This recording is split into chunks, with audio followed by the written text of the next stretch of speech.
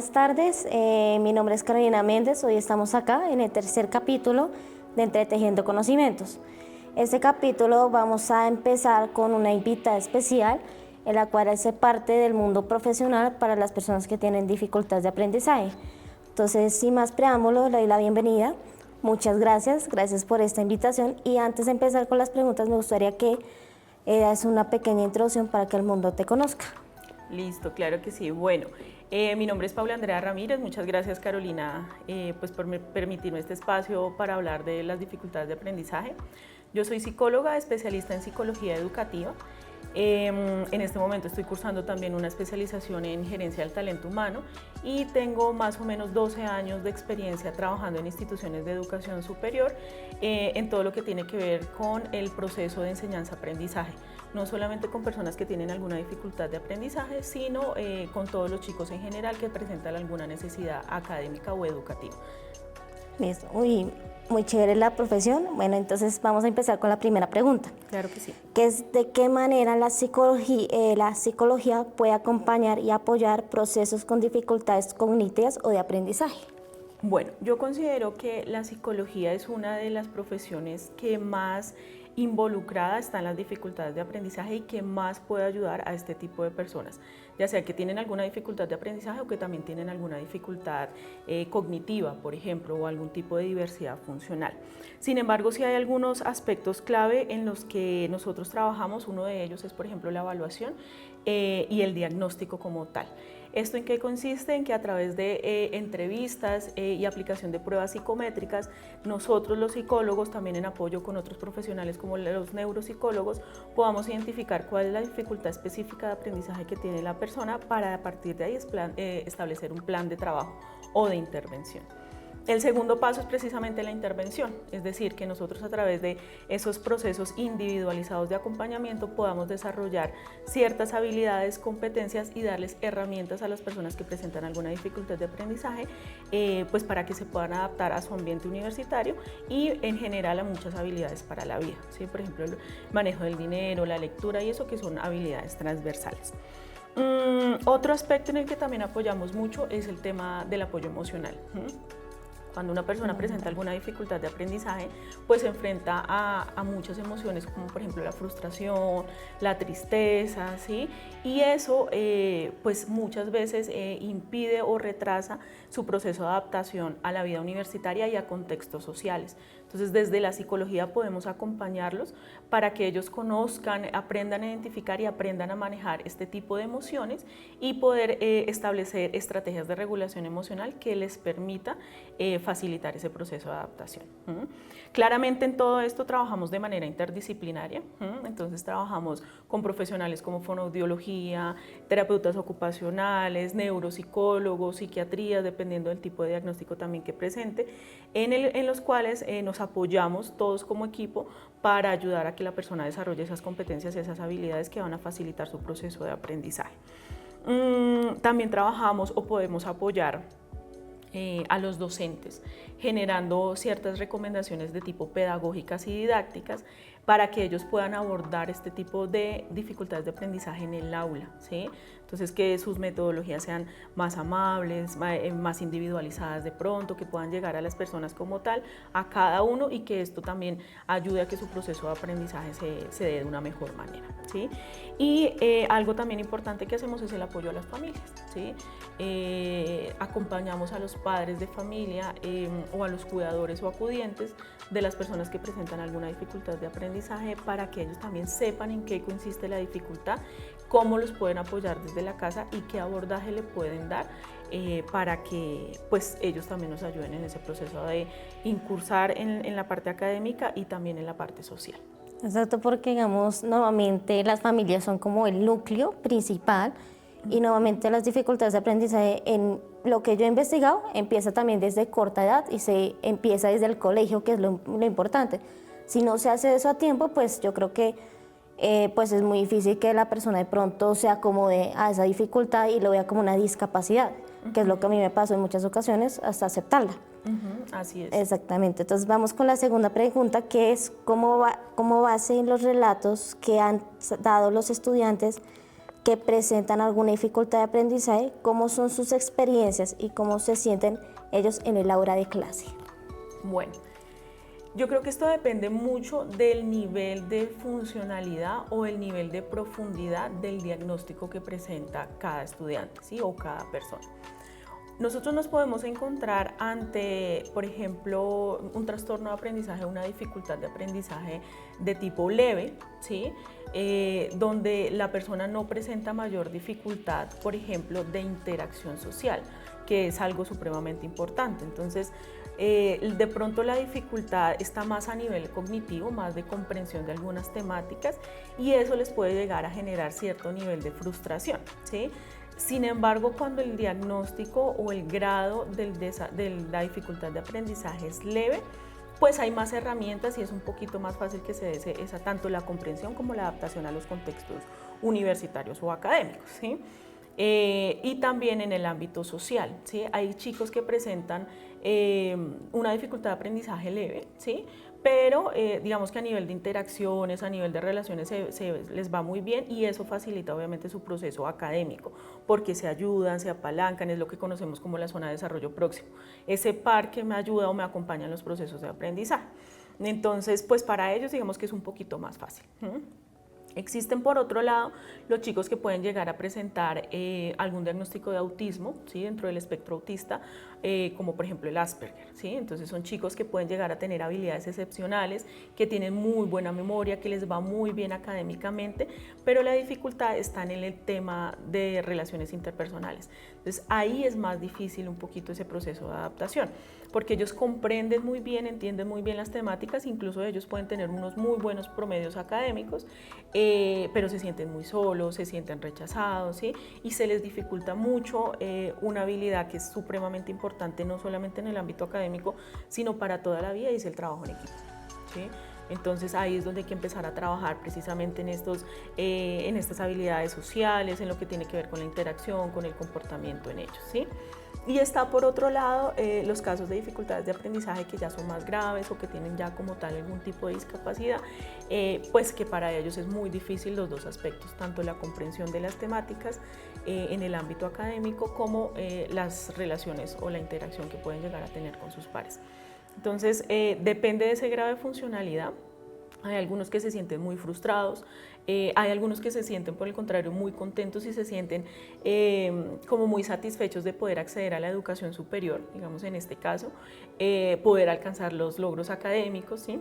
Hay chicos donde dentro de su diagnóstico el tema de las interacciones no es su prioridad. Entonces, digamos que esto es algo que no les afecta, sino que ellos se centran en poder avanzar en su parte académica, y pues eso también obviamente facilita su proceso de adaptación. Entonces, lo que te digo depende del grado de funcionalidad. Hay mucha frustración en algunos casos, en otros hay muchos motivos de alegría y que facilitan esa interacción, y pues de eso también tenemos nosotros que hablar, y lo vamos a hablar ahorita un poquito más adelante, y es nosotros como sociedad cómo contribuimos a ese proceso de adaptación de los chicos que presentan alguna dificultad de aprendizaje. Sí, digamos en mi caso nuevamente yo digo que tengo caso leve y moderado, que sería un término más científico. Yo siento que en la labor de aprendizaje siempre me ha costado. Yo incluyendo, haciéndote las preguntas, leyéndolas, se me nota a veces la fluidez desde la dislexia y otros trastornos que tengo, o las dificultades como tal. Entonces sí, es bueno saber ese punto de entender y cómo de pronto llevar a convivir con esas personas, ya si lo tengan o ya no lo tengan, mejor dicho. Entonces vamos con la tercera, que sería en el tiempo que ya estás trabajando con personas con dificultad de aprendizaje, ¿qué tipo de emociones te generan o transmiten esas personas? Ok, bueno, la primera de ellas es empatía. Sí, o sea, cuando yo recibo un caso nuevo, cuando tengo un consultante que me refiere que está presentando alguna dificultad o que ya tiene un diagnóstico previo establecido, digamos, por su EPS o cualquier otro profesional de la salud, donde me dice que tiene alguna dificultad, a mí me genera mucha empatía y me genera una corresponsabilidad de poder ayudarlo, ¿sí? De encontrar las formas, los medios de capacitarme, ¿sí? De actualizarme en estrategias que le permitan a él la adaptación a los contextos educativos, el aprendizaje de herramientas para la vida, porque pues nosotros no solamente formamos profesionales, sino también formamos personas, ¿sí? Y eso implica que ellos tengan ciertas habilidades para poderse desenvolver en el mundo social y en el mundo laboral. Entonces eso me lleva como a movilizarme a eso. Y también pues en la parte académica o en la parte cognitiva, que le pueda dar estrategias o herramientas para que él pueda adaptarse y comprender esas temáticas y obviamente cumplir con los objetivos académicos que tenemos trazados en la institución. Otra cosa que me pasa mucho es que se me activa el sentido de justicia, ¿no? Desafortunadamente, sí, el sentido de justicia. Desafortunadamente cuando nosotros nosotros como sociedad no estamos preparados para validar, aceptar la diferencia de todas las personas. O sea, cuando hablo de diferencia, nosotros no hablamos de personas que tienen alguna dificultad de aprendizaje o algún tipo de diversidad funcional. Todos somos diferentes. La tolerancia puede ser también ahí. Sí, se trata de eso, no somos tolerantes, no aceptamos la diferencia, no validamos la diferencia y eso hace que nosotros como sociedad seamos los que ponemos las barreras para la adaptación, la accesibilidad y el desempeño académico de nuestros estudiantes, de todas las personas en general, porque no se da solamente en el contexto académico, sino en el transporte público, en la calle, en un centro comercial, en todo eso, ¿sí? Entonces, fíjate que cuando hablo del sentido de justicia, me refiero a que me incomoda y me molesta cuando una persona no es irrespetuosa, por ejemplo, cuando una persona es irrespetuosa con alguna persona que tiene algún tipo de dificultad de aprendizaje. Entonces ahí es donde se me activa el sentido de justicia, eso me parece injusto, a eso es a lo que me refiero. Y también en algunos casos puedo experimentar frustración, ¿sí? Y tristeza porque no tengo las herramientas o no tengo los conocimientos, la experticia suficiente para poder acompañarlos en ellos en lo que necesitan, porque cada caso es particular. Entonces, lo que funciona con un chico no funciona con otro. Entonces, ahí empiezo a generar alguna serie de frustraciones, pero esa frustración también me lleva a movilizarme para capacitarme, para adquirir otros conocimientos y pues poder andar en la problemática que presenta el chico o la chica. Sí. Yo, digamos, cuando entré, pues yo entré gracias a, pues Edwin fue el que realmente me hizo la entrevista cuando en ese momento estaba pastora en diseño gráfico y me preguntó por qué diseño, cuando yo había presentado desde mi tesis del colegio cómo el artista influye dentro de la sociedad, porque también pinto y todo. Entonces, no sé, siento que es una rama amplia y la puedo jugar con lo que he venido haciendo y lo que puedo también demostrar desde la parte creativa.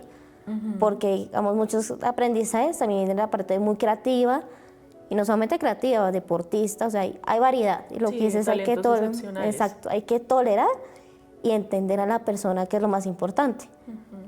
Entonces, exactamente. Entonces, la otra pregunta sería, ¿cuál crees que son los desafíos que enfrenta la psicología para el abordaje de los trastornos de aprendizaje?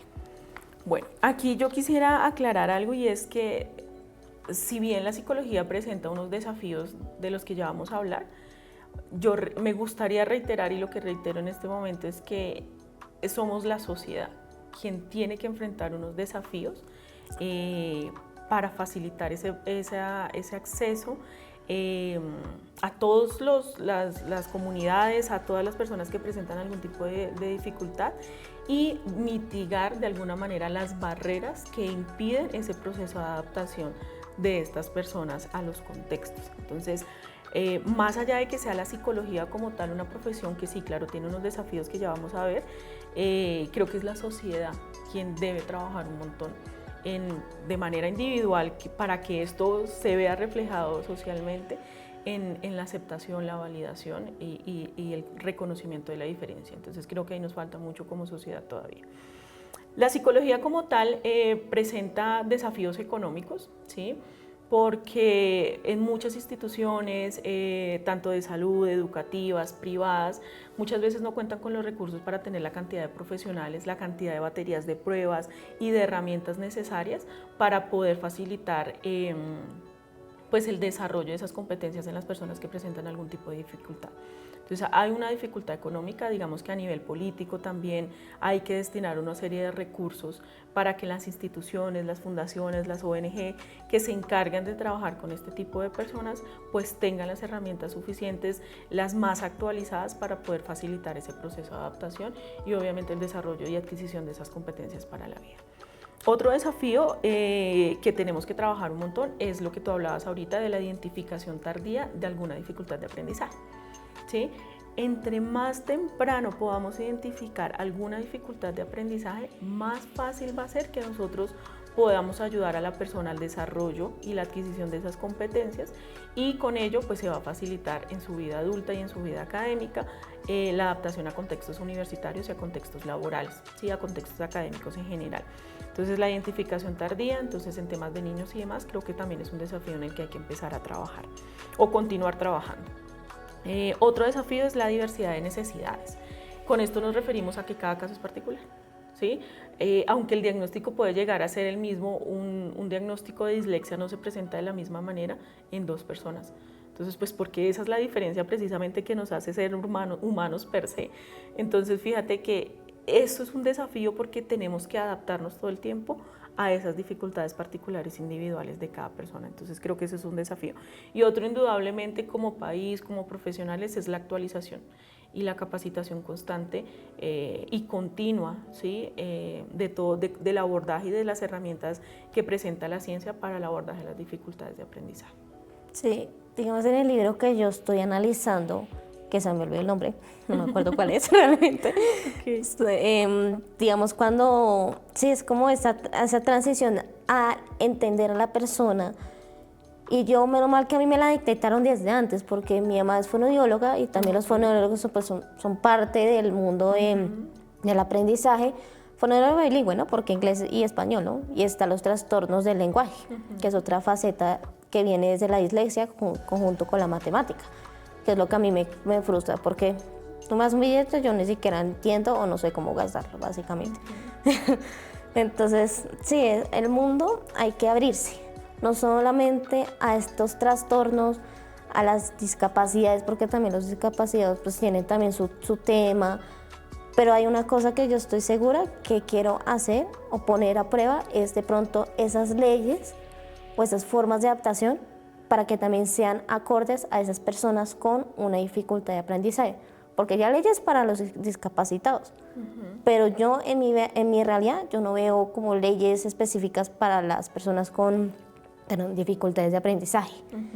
Entonces ahí vamos y todo esto es para apoyar todas esas áreas. Súper bien, sí, así es. Entonces la otra pregunta que te tengo sería, ¿qué ruta de seguimientos a caso de discapacidad, de condición de aprendizaje, cuenta con la universidad? Bueno, la Universidad Jorge Tadeo Lozano implementó desde hace 2 años la ruta de seguimiento a casos de diversidad funcional, así se llama. Eso incluye las 5 dificultades que hemos identificado, los grandes grupos de discapacidad que hemos identificado en las universidades. Tenemos discapacidad cognitiva o intelectual, discapacidad psicosocial, que es cuando se presenta algún tipo de dificultad de salud mental. También tenemos la dificultad, la discapacidad física, y la mixta, que es cuando se presentan dos de este tipo de dificultades en una sola persona, ¿sí? Digamos que dentro de esa ruta, que como te estoy diciendo se llama diversidad funcional, también cobijamos a las personas que tienen alguna dificultad de aprendizaje, ¿sí? Tenemos claro que no necesariamente tener una dificultad de aprendizaje implica tener una discapacidad, ¿sí? Pero obviamente tener una dificultad de aprendizaje sí dificulta un poco el proceso de adaptación y el cumplimiento de objetivos académicos en la educación superior. Entonces ellos están incluidos ahí. ¿Y cómo funciona la ruta? El estudiante se identifica y se reconoce como una persona que tiene alguna dificultad a través del registro de automatrícula. Cuando lo hace, nosotros empezamos a hacer un seguimiento 1 a 1. Yo los llamo, me comunico con ellos y empezamos a establecer cuáles son el programa de ajustes razonables o cuáles son las necesidades a partir del diagnóstico que presenta para poder socializarlas con el programa, ¿sí? Empezamos a hacer un seguimiento en el que involucramos tanto a familia, director y coordinador de programa, la dirección de bienestar universitario, si tiene un psicólogo sombra o un psicólogo externo que apoye el proceso, un neuropsicólogo, se incluye también en el proceso, y yo me encargo también de hacer los acompañamientos. Se hacen 3 seguimientos al semestre con todas estas personas. un seguimiento iniciando semestre, a mitad de semestre y finalizando para establecer los ajustes razonables para el siguiente semestre. Y yo personalmente ya con cada estudiante hago unos seguimientos cada 15, cada 20 días para mirar cómo ha sido su proceso de adaptación y entregar ciertas herramientas de hábitos y técnicas de estudio, organización, manejo de tiempo, habilidades sociales o dependiendo pues de las necesidades particulares que presente cada quien. Semestralmente y con la autorización del estudiante y en el marco de la confidencialidad también del proceso, se informa al programa, ¿sí?, y a las áreas transversales, o sea, idiomas, humanidades y ética, sobre que hay estos chicos porque pues, en muchas dificultades de aprendizaje se presentan en las materias transversales, en las asignaturas transversales, entonces lo que es ética, semiótica, ¿sí?, por ejemplo, que son de mucha lectura, de mucha escritura y pues historia del arte es otra. Historia del arte también.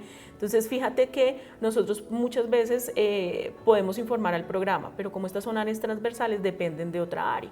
Entonces ahí cuando nosotros también estamos informándoles a ellos para que ellos sepan que en el aula van a encontrar 1, 2 o 3 personas que tienen alguna de estas dificultades y que los ajustes razonables que nosotros sugerimos con el apoyo del psicólogo tratante de manera externa y nosotros son tales y tales para que se empiece a hacer la adaptación de estos ajustes razonables en la academia, en el día a día, pues en clase. Y desde ahí pues se va apalancando el proceso académico del estudiante y obviamente pues la idea es que se acompañe durante todo su ciclo de formación hasta que se dé la graduación del chico. Sí. Eso es lo que hacemos. Y eso, digamos, esa ley, yo entré en el 2012, yo creo que eso ni siquiera estaba esa sugerencia. Entonces para mí fue muy difícil adaptarme, o sea, yo tuve historia del arte, que era una de las que yo me acordaba, un libreto así. Yo decía, Dios santo, yo buscaba imágenes, que es lo que a mí me ayuda como a apoyarme para entender esa... Más sí, yo soy más visual, muy visual. Entonces yo buscaba imágenes, videos, yo me cansaba de leer porque mi fluidez, pues a veces está bien, a veces está mal, va y viene, pero bueno, ahí lo trabajo, no es que sea tan juiciosa, pero bueno. Entonces, ahí vamos. Pero sí, entonces... Esa ley, pues ese mecanismo se hizo hasta ahorita, porque en el 2012 no estaba, sí, que yo me acuerde. Como te comenté, empezó a hacerse hace 2 años, o sea, se empezó a hacer en el 2022. Llevamos 2 años con esta prueba, post-pandemia. Sí, post-pandemia. Y sí, obviamente corresponde a la necesidad que hemos identificado con el aumento bastante significativo y exponencial de los casos que han ingresado a la universidad con alguna dificultad de aprendizaje. Entonces, en este momento contamos con estudiantes identificados 65. Hay muchos sin identificar o hay muchos que no se reconocen o hay otros tantos que aunque se reconocen y saben que tienen una dificultad de aprendizaje, no aceptan ser parte de la ruta. Entonces, o tienen miedo también. Sí, claro, puede ser una razón por las cuales no quieren hacer parte de la ruta. Entonces, a los que se les está haciendo el seguimiento, de eso se levantan unas actas, se hacen unos informes, tenemos 65 dateados en este momento. Muchos, y de diferentes carreras, porque es que cada carrera tiene su tema, ¿no? 65 de los cuales 50 están en la Facultad de Artes y Diseño, 40 en la Facultad de Artes y Diseño, 12 en la Facultad de Ciencias Sociales y el resto distribuido entre las otras 2 facultades, mucho diseño, y económicas y administrativas. Es que como yo creo que el diseño es lo que más va, pero porque cambia a la parte de creatividad. Eso es lo que favorece el mundo y yo creo que gracias a que yo logré aceptar y pues no tuve como esa experiencia, ese mecanismo, hoy te puedo decir que yo en esa ruta podría involucrarme, pero en una forma de apoyo, porque yo ya vi una experiencia y de terceriadas como 3 materias, animación, imagínate, que tiene matemáticas, que es la parte de la discalculia, como tal, términos científicos.